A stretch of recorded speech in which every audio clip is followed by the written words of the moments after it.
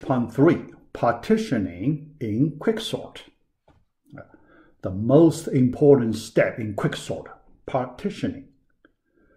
Divide the whole array into two subarrays that satisfy our critical condition. Now, we described in the previous video that condition. So in this video, we want to look at what is the idea to make that happen. So this video, we just talk about the idea. Next video, we will do the implementation details. All right. Implement the divide step. So in this step, so let's try to get some idea how to do it. All right. When we start, I like to use a diagram. We try to get some visual understanding of this problem. So we are given original array. So this is the original array. Okay?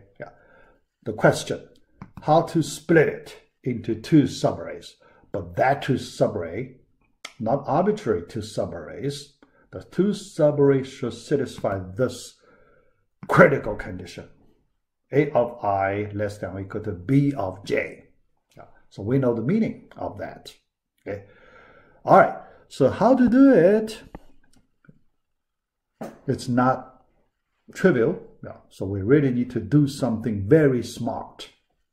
Okay. It may not be very complicated, but it will be pretty smart. All right. Here, when we split these two subarrays, there is something we don't know. Uncertainty here regarding the sizes of A array, B array. We don't know the size of A array and the size of B array. With this uncertainty, then how do we split it? Right? There is something very special. There is some critical element we need to use. So that critical special element is used to separate these two subarrays. Okay? So that element has a special name of it. Pivot element. Pivot element. We need to use that pivot element in a smart way. This pivot element has key property, some key property here, in place property. Here, I think you know the meaning of this in place concept, right? In place here, in this algorithm context, this in place concept. Just from the language understanding, it's pretty much the same meaning in the language understanding. Okay, in place. So that is when this whole array is sorted, this pivot element, we put it in exactly the right place if the whole array is sorted in place. So this pivot element will be placed in its right position in place. So we need this property for the pivot element. The question is, how can we do it? All right. To do it, we use this pivot element as the boundary of two subarrays. Two subarrays, when you join them, two subarrays, something in the middle, so we use this pivot element P to join the two subarrays. Okay, so using a diagram, we draw in like this. A subarray at the left-hand side of the pivot element P. B subarray, all the elements at the right-hand side of P, pivot element. And the pivot element is in place. Then array values, all the array values in A subarray less than or equal to P, and all the array values in the right subarray B array greater or equal to P. Okay? Yeah. So now you can see if we can find this pivot element. Not just find it, you make it in place. If you can do that, then this critical condition automatically satisfied. Okay? Automatically satisfied. Through the bridge, this P is used as the bridge. Through the bridge P, connected. Two arrays are connected with a join point P. Okay? Yeah, that's simple. That's the visual understanding of the device step. Excuse me.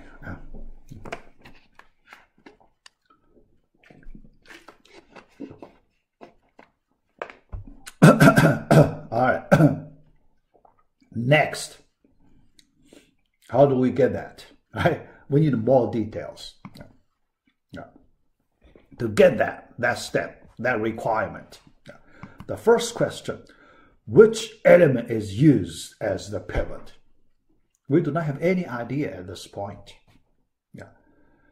Any element in the array is possible, but which one should be used as the pivot? Yeah. All right.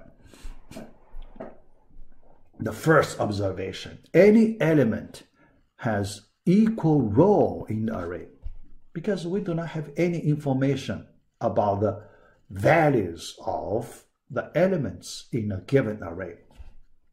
Which one larger, which one smaller, we don't have any information on that. Yeah. So that means every element has equal role in this array. Yeah. More specifically, I can say in this way. Yeah. Each element has equal chance to be the maximum.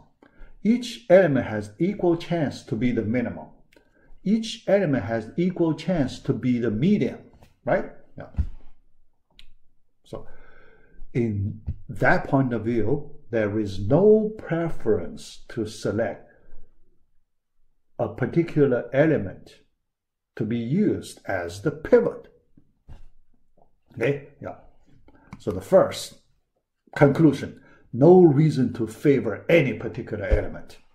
So you can select arbitrary element, use it as the pivot. Okay? Equally good or equally bad. Okay? Yeah. All right? Yeah. All right. Could be a random selection. Yeah. To make a pivot element, you can select a random element. Yeah. Here, the random element here we mean, if we look at the value, it's random. Yeah, because we have no information on the values. Yeah. So you just select a random element, its value also, the value among the sorted array, the positions, random also. Okay, random. Yeah. All right. Then, position-wise, each element has a position in the array, right? Yep. Whole array, the position will be different, right? Yeah. Position-wise, that's different. Not equally well, right? Not equally good, equally bad. So element at which position is the most convenient? Because position, there is a lot of difference. Which position should be used to hold the pivot element? Here I'm asking that question. Which position should we use to hold the pivot element? There is a lot of difference. Yeah. So we want to look at this question here. All right. So I put this array, you can see all the positions, right? From the first one to the last one, all the positions. Yeah.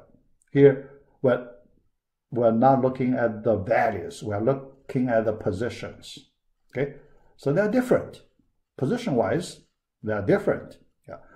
But some of the positions are very convenient to use to hold the pivot element. But some positions not very convenient. So we want to look at that. All right. First, let's look at somewhere in the middle, this position. How about this position to be used to hold that pivot element? Okay. So here you can see for this element somewhere in the middle, first we know the element in this place is not in place in general. In place, right? Yeah. Our special meaning of in place. In the right location in the sorted array, in place. So this, if we use this as the pivot, first, this element it is not in place in general, right? In general situation, it's not in place. Okay? Keep that in your mind. Then, how do we make separation of the array elements like that? We need to move elements around, right? To the left, to the right of the pivot element, right? Move around, left or right. Yeah. And when you do that, you can see for some elements in the middle, it's not really not convenient. When you move other elements from left to right, from right to left, it's not very convenient. The reason is because this element is not in place. It sits somewhere in the middle, but it's not its final right position. The position is not quite right. So the elements sit there, plays a role like a roadblock. So this one sit here is a roadblock. Okay? Yeah. So not convenient. Yeah. So the question is, we cannot use this position for the pivot element. Yeah. So the next question is, which element is not a roadblock? So we can use in a convenient way to, when we move elements around, that element will not cause any inconvenient problem. Okay? Only two positions have that property. The first one and the last one. When you use the first one, you can see all the elements, when we move, when we change the locations, nothing blocked them, right? Nothing, there is nothing, because we do not need to touch the first one, okay? The remaining element, we can't do any move, position change. So nobody sits between to cause any inconvenient problem, okay? The last one also has this property. Only these two locations have the special property we need. Yeah. So with this analysis, now you can see what is the good way to arrange the elements. So we can get that idea here. Yeah, let me use a diagram to display that idea. Okay, all right. Yeah, here, based on our observation, the value-wise, no difference. So any element you use it as a pivot, no difference. Yeah. But position-wise, there is a difference. The first one or the last one, very special. So we should use these two, one of the two positions, to hold our pivot element. That's the point. Yeah. Summary. Yeah. Here, let me make a summary here. Our current array, right? Current array. Yeah. Now in this example, I just use the last element as the pivot. The last element to hold the pivot element. Yeah. Although we do not know where to put it after we divide two subarrays. We do not know. At this point, we do not know it. Yeah. But if we can arrange all the other elements, at the end, we will know it. We will know it. Yeah. here you can see when we arrange elements, the first part of the array, position-wise, the first part we will use to hold elements in A array.